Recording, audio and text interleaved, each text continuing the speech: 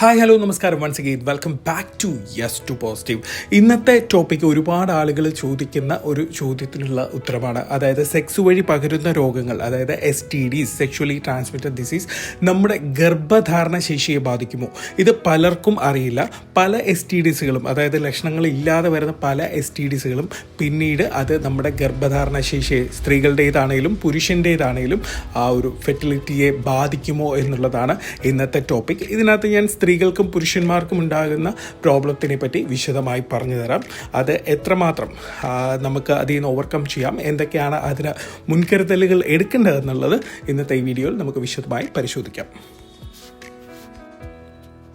ഇനി നമുക്ക് എന്താണ് പ്രജനനശേഷി അഥവാ ഫെർട്ടിലിറ്റി എന്ന് നോക്കാം.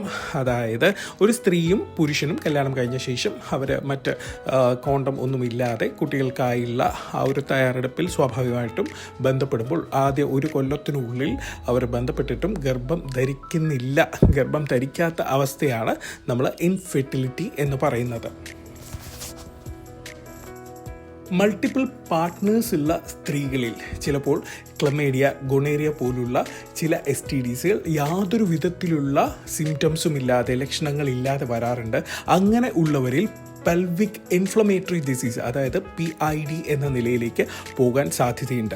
ഇത് ഫെനോപ്പിയൻ ട്യൂബിലേക്ക് സ്കാറൽ, പോറൽ പോലുള്ള സംഭവങ്ങൾ ഏർപ്പെടാനും അണ്ടം സൂക്ഷിക്കുന്ന ഇടയിൽ ഇൻഫെക്ഷൻ ഉണ്ടാക്കാനായിട്ടും ഒക്കെ ഈ ഒരു പ്രശ്നം സംഭവിച്ചേക്കാം. അതായത് ഈ ഒരു പ്രശ്നം മൂലം ഇങ്ങനെയുള്ള പ്രശ്നങ്ങൾക്ക്, അണ്ടങ്ങൾക്കൊക്കെ ചില ഇൻഫെക്ഷൻസൊക്കെ വന്നേക്കാം. സ്ഥിരമായി ഇവർക്ക് വയറുവേദന ഉണ്ടാകാം, അല്ലെങ്കിൽ പ്രഗ്നൻസി വരെ, അതായത് ട്യൂബിന് വെളിയിൽ പ്രഗ്നൻസി ഉണ്ടാകുന്ന ഒരു അവസ്ഥയുണ്ട്. ഗർഭപാത്രത്തിനല്ലാതെ ട്യൂബിൽ പ്രഗ്നൻസി ഉണ്ടാകുന്ന അവസ്ഥയുണ്ട്. അതുപോലുള്ള കാര്യങ്ങളിലേക്കൊക്കെ ഈ ഒരു കാര്യങ്ങൾ, ക്ലമേഡിയയും ഗൊണേറിയയും ഒക്കെ വരുമ്പോൾ സംഭവിച്ചേക്കാം. ഇതിൻ്റെ ഏറ്റവും വലിയ ഒരു വെല്ലുവിളി പല സ്ത്രീകളിലും ലക്ഷണങ്ങളൊന്നും കാണിക്കാറില്ല എന്നുള്ളതാണ്. അതുകൊണ്ട് തന്നെ ഇടയ്ക്കുള്ള, നിങ്ങൾക്ക് മൾട്ടിപ്പിൾ പാർട്ട്നേഴ്സ് ഉണ്ടെങ്കിൽ ഇടയ്ക്കുള്ള STD ചെക്കപ്പ് വളരെയേറെ ഇമ്പോർട്ടൻ്റ് ആണ്. പ്രത്യേകിച്ചും കല്യാണത്തിന് മുമ്പ് ഒരു STD ചെക്കപ്പ്, അത് ആണുങ്ങളാണേലും പെണ്ണുങ്ങളാണേലും എപ്പോഴും എടുക്കുന്നത് വളരെ നല്ലതായിരിക്കും. ഇനി ഈ സെക്ഷുവലി ട്രാൻസ്മിറ്റഡ് ഡിസീസ് കൊണ്ട് പുരുഷന്മാരിൽ എന്തൊക്കെയാണ് സംഭവിക്കുക എന്ന് നോക്കാം. അതായത് പുരുഷന്മാരിൽ സാധാരണ കണ്ടുവരുന്നതാണ് ഈ ക്ലമേഡിയ, ഗൊണേറിയ. മാത്രമല്ല സിഫിലിസും HIV കൂടുതലായിട്ട് ഇപ്പോൾ പുരുഷന്മാർ കണ്ടുവരാറുണ്ട്. ഇത് ഇവർക്ക് വന്ധ്യത അല്ലെങ്കിൽ സ്പേം പകരാനായിട്ടുള്ള കുറച്ച് പ്രശ്നങ്ങൾ, അതേപോലെ തന്നെ സ്പേം കൗണ്ട് കുറയുക, ചലനം കുറയുക, അതായത് ബീജങ്ങളുടെ ചലനം കുറയുക, ഇതുപോലുള്ള കാര്യങ്ങൾ ഉണ്ടാവാനായിട്ട് സാധ്യതയുണ്ട്. ചില ആളുകളിൽ ഈ ഒരു സ്പേം വരുന്ന ട്യൂബിനകത്ത് ഇൻഫെക്ഷൻ വന്നിട്ട്, അതായത് ചില വാട്സ് പോലുള്ള കാര്യങ്ങൾ വന്നിട്ട് ഈ സ്പേമിന് പുറത്തോട്ട് വരാനായിട്ടുള്ള ശേഷി ഇല്ലാതാകുക, സ്പേം പുറത്തോട്ട് വരാൻ പറ്റാതിരിക്കുക, ഇതുപോലുള്ള കാര്യങ്ങളും പല പുരുഷന്മാരിലും ഉണ്ടാവാറുണ്ട്. ഇതിനെ ട്യൂബ് ബ്ലോക്ക് എന്നാണ് പറയുന്നത്. അതുപോലെ തന്നെ വൃഷ്ണസഞ്ചിയിലും ഇൻഫെക്ഷൻ ഉണ്ടാവാനായിട്ടുള്ള സാധ്യതയുണ്ട്.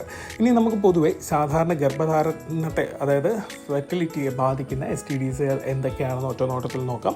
ഞാൻ ആദ്യം പറഞ്ഞ പോലെ തന്നെ ക്ലമീഡിയ ആണ് ഒന്ന്, 2 ഗൊണേറിയ, സിഫിലിസിൻ്റെ 2-3 ഘട്ടമുണ്ട്.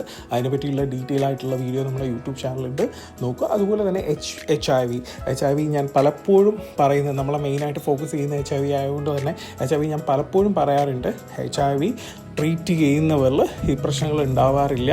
അവർക്ക് കുട്ടികളൊക്കെ നോർമലി ഉണ്ടാവും. പക്ഷേ ഇത് കണ്ടുപിടിക്കപ്പെടാതെയും ടെസ്റ്റ് ചെയ്യാൻ പേടിച്ച് വിവാഹ ജീവിതത്തിലോട്ടൊക്കെ പോകുന്നവർക്കാണ് പാർട്ട്ണർ പോസിറ്റീവ് ആവും. ആ ഒരു സമയത്ത് കൃത്യമായിട്ടുള്ള ടെസ്റ്റെല്ലാം എടുക്കുന്നതെന്നുണ്ടെങ്കിൽ കുഞ്ഞിലേക്ക് HIV പകരാനായിട്ട് ചാൻസ് ഉണ്ട്. ഇതുപോലുള്ള കുറേ ഘടകങ്ങൾ അതിനെ ആശ്രയിച്ചിരിക്കും. അതുകൊണ്ട് HIV എന്നുള്ളത് ട്രീറ്റ്മെൻറ്റ് എടുക്കുന്നതിൽ വലിയ സീനൊന്നുമില്ല. അതുപോലെ തന്നെ HPV, ഹ്യൂമൻ പാപ്പിലോമ വൈറസ്, അത് വാട്സ് പോലുള്ള കാര്യങ്ങൾ ഞാൻ മുമ്പേ പറഞ്ഞല്ലോ. ട്യൂബിനകത്ത് ബ്ലോക്ക് ഉണ്ടാകുക, നമ്മുടെ വൃഷ്ണസഞ്ചിയിൽ പ്രോബ്ലംസ് ഉണ്ടാകുക, ഇതുപോലുള്ള കാര്യങ്ങളാണ് പൊതുവെ മറ്റ് STDs കൊണ്ട് ഗർഭധാരണത്തെ കൃത്യമായി ബാധിക്കുന്ന കാര്യങ്ങൾ. ഇനി എന്തൊക്കെ കാര്യങ്ങളാണ് ഇതിൽ നിന്ന് നമുക്ക് രക്ഷപ്പെടാനായിട്ട്, അല്ലെങ്കിൽ എന്തൊക്കെ കാര്യങ്ങളാണ് നമ്മൾ പൊതുവെ നോക്കേണ്ടതെന്ന് നമുക്ക് നോക്കാം. അതായത് ഇതിനകത്ത് ഏറ്റവും എടുത്ത് പറയേണ്ട ഒരു കാര്യം, ഇതിനകത്ത് ലക്ഷണങ്ങളില്ല. പല STDsനും ലക്ഷണങ്ങളില്ല എന്നുള്ളതാണ്.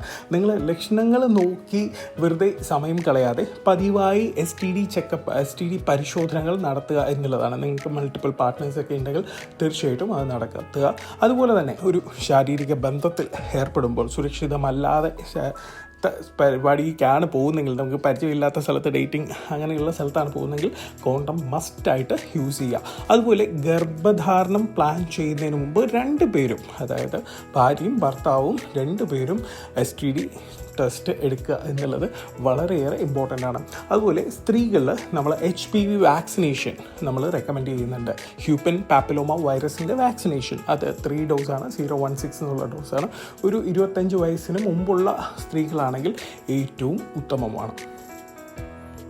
ഇനി ഇതിൻ്റെ ഒരു കൺക്ലൂഷനും കൂടെ പറയാം. ഈ STDസിനെ നമ്മൾ കാര്യമായിട്ട് പേടിക്കേണ്ട കാര്യമില്ല. പക്ഷേ നമ്മൾ കൃത്യസമയത്ത് ടെസ്റ്റ് എടുക്കണം, ഫ്രീക്വൻ്റ്ലി ടെസ്റ്റ് എടുക്കണം. നമുക്ക് ഒത്തിരി പാർട്ട്നേഴ്സ് ഉണ്ടെങ്കിൽ, മൾട്ടിപ്പിൾ പാർട്ട്നേഴ്സ് ഉണ്ടെങ്കിൽ കൃത്യമായിട്ട് ടെസ്റ്റ് എടുത്ത് അതിന് കൃത്യമായിട്ടുള്ള ട്രീറ്റ്മെൻറ്റ് എടുത്തു കഴിഞ്ഞാൽ ഇത് പേടിക്കേണ്ട കാര്യമൊന്നുമില്ല.